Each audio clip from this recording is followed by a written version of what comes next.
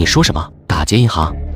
没错，昨天我接了个电话，是省厅厅长打来的。那老小子当初和我是战友，他准备在他们省厅搞一场银行演习，话里话外的那个牛起劲就别说了。这事我可不惯着他，所以就直接怼了过去。为了真实性，打劫银行的悍匪由我选择，只是这人员。只是这人员，你想从九州安保里选出人充当悍匪？对，最好把他们省厅折腾个鸡飞狗跳。叶局，这规则是什么？规则就是2个字，真实。如果我们的人能打劫后顺利脱身，那么我就能在那老小子面前吹1年的，哈哈哈。人员方面你们说的算，但是不能超过5人。对于装备，你有什么要求？只要不算是太过分，我都会尽量满足你。对了，最重要的是这一场演习是全程直播的，全国观众可都盯着的，你可别丢了我们山青的面子。老爷，人员方面你看让秦猛、宋宇他们能不能行？他们是猛将，毋庸置疑。如果做悍匪则不合适，30分钟游戏就结束了。人员方面我斟酌一下。至于装备，2把9.5式自动步枪，4把9.2式手枪，1把 CSLR 4狙击步枪，手雷10颗，遥控炸弹2颗，演习用的空包弹您看着准备就行。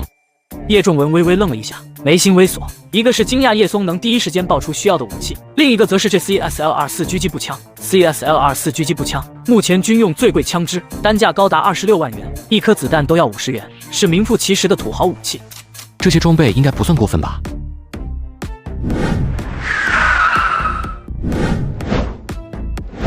开始吧。话罢，叶松按下了别在胸前的隐藏直播设备。演习有规定，队里双方都不允许从直播中获取信息，因此倒也不用担心此时打开直播，自己的动向会被曝光。卧槽，终于开播了吗？等这一场演习已经等得花都谢了。这难道还是第一次通过直播看演习？不得不说，我还真有点紧张呢。话说这画面之中怎么没有人影呢？这难不成是要看个寂寞？楼上的能不能看看直播间内容？这是劫匪第一视角，现在估摸着还没有抢银行呢，自然是没人了。抢银行，这可是我从小的梦想啊！今天总算是有人替我去实现了。哈哈，这个世界上能够合法抢银行的估摸着也没几个了，实名羡慕主播。哎呦喂！大娘，我可没撞到你，而且那边银行可是有监控的，估摸着应该拍到了你碰瓷的过程了吧？叶松看着那躺在地上的老太太，平静的开口，说话的时候还指了指斜对面的银行。3天的准备时间之中，叶松自然是将这一家参与演习银行的方方面面摸清楚了。银行周边一共8个监控，不过叶松现在所在的地方监控还拍不到。小子，你少唬我！我早就观察过了，银行的监控根本就拍不到这里。但只要我一喊，那银行的保安可就会过来看热闹了。到时候你可就走不了了。你要是敢实践，我劝你赶紧拿点钱出来把这事给解决了吧。老太太依旧躺在地上，说话的时候中气十足，和刚才哀嚎时有气无力的模样形成了鲜明的对比，语气嚣张，并且准备工作还没少做，妥妥的惯犯呢。哈哈，真是出师未捷遇碰瓷啊，笑死我了。不得不说，这碰瓷的老太太还真是专业，周边的监控、人流量都调查得清清楚楚，真是牛批。鄙人有幸被碰瓷过1次，当时因为气不过，上去就给了那老头一耳光，最后碰瓷调查清楚了，不过因为打人赔了8万。哈哈，楼上的兄弟真是个人才。哎呦喂，我的头好痛啊！快来人啊！这里有人撞了老人就想跑了，还有没有天理？有没有王法了？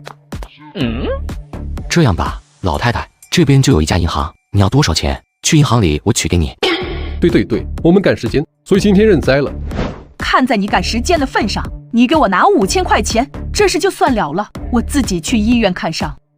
对了，保安小兄弟，你可要替我作证啊！别到时候这小子不给钱就畏惧潜逃，剩我这一身伤的老太太在这，没钱去看病。刚跑过来的银行保安听到这话，助人为乐的善心似乎瞬间爆发出来。行，我给你作证。直播也向恶势力低头了吗？付钱给这老太婆的话，这完全是助长她碰瓷的威风啊！的确，这老太太明显不像是第一次碰瓷了，完全是经验老道啊。话说你们真认为主播让老太太去银行是给老太太取钱的？就是楼上的兄弟们，你们是不是忘记主播现在的身份了？他可是银行劫匪呢。哈哈，你们这么一说，我怎么觉得事情要开始有趣了？主角这是准备连同老太太一同抢了吗？碰瓷不成反被抢劫，这听上去怎么有些大快人心呢？要真是这样的话，我一定会大呼一声主播牛批。小子，赶紧去取钱吧，别待会他们下班了。哎呦喂，我这头啊迷迷瞪瞪的。都他娘的不要动，大姐！郑天和冷冷的声音响起，在整个大堂之中回荡，一时间，大堂之中的所有人都尖叫起来。闭嘴！谁他娘的在叫唤，我就一枪崩了他！所有人双手抱在头上，站在原地。郑天河的声音再度响起，虽然并不算大，不过却是力气十足，一时间震慑住了大堂之中的所有人，没人在叫喊，所有人都是乖乖的双手抱头，站在原地不敢动弹。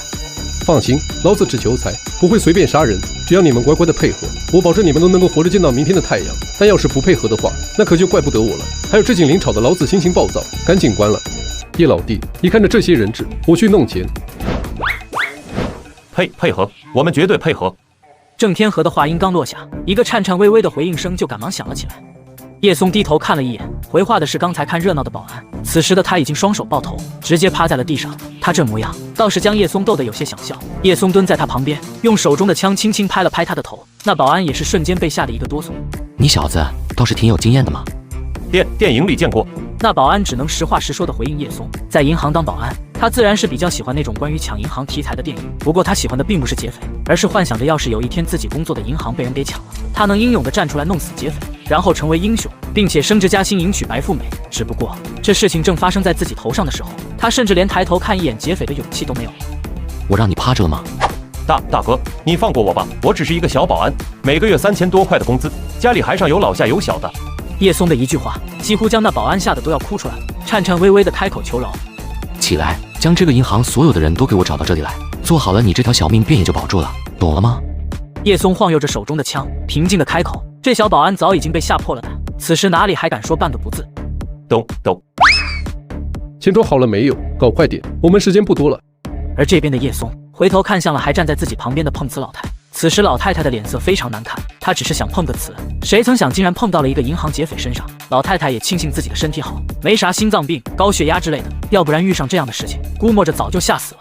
老太太，现在是时候应该解决一下我们之间的事情了。小兄弟，那什么，钱我不要了，你把我放了成吗？出去之后我绝对不跟别人说这银行里面发生了什么事情，我保证。你觉得可能吗？这老太太现在应该非常后悔吧？那是自然，碰瓷碰到了银行劫匪身上，估摸着他以后也不敢再碰瓷了吧？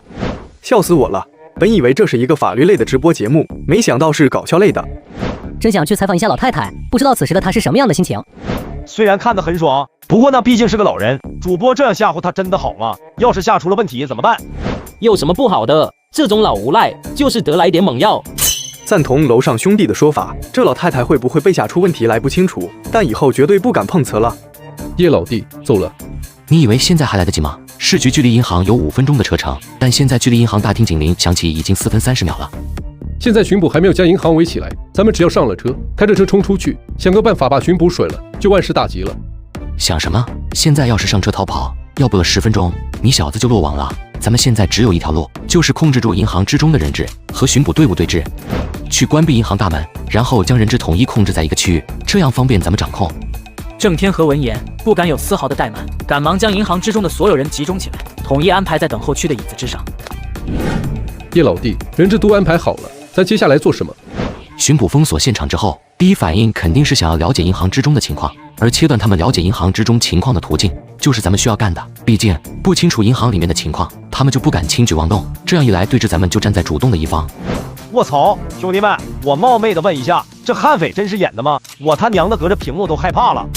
实话实说，要不是直播间的标题写了这是演习，我估摸着进来的观众都得以为这是真正抢银行的现场了。话说刚才碰瓷那老太太呢？主播把她怎么了？该不会已经被……有可能啊，我已经3分32秒没有看到那老太太了。楼上的2位兄弟别搞啊！你们是想要笑死我吗？求一下主播的信息，下一次我遇到他的时候，尽量绕着点走。与此同时，市局局长办公室之内，此时的局长正端着刚泡好的热茶，坐在办公桌前面，从电脑上打开了直播间。市局参与演习的巡捕们在收到银行警铃之后都出动了，这也代表了演习真正意义上的开始。局长作为裁判，并没有直接前往现场，而是通过直播观看两边的演习。此时的巡捕们已经赶到了现场，10几辆警车停在银行外面的空地之上。队长已经驱散了群众，控制住现场了。队长，你说这一次演习多少时间能结束？对于这演习，李云伟并不是太在意，毕竟演习这种事情对于他们来说，那还是家常便饭，而且大部分演习都不过是走个过场而已，自然是没什么好在意的。5分钟吧。队长，这场演习可是和以往不一样哟，不仅是全程直播，而且听说劫匪还是叶松旗下的9州安保。你确定5分钟能结束演习？那再加5分钟，10分钟之内让他们缴械投降。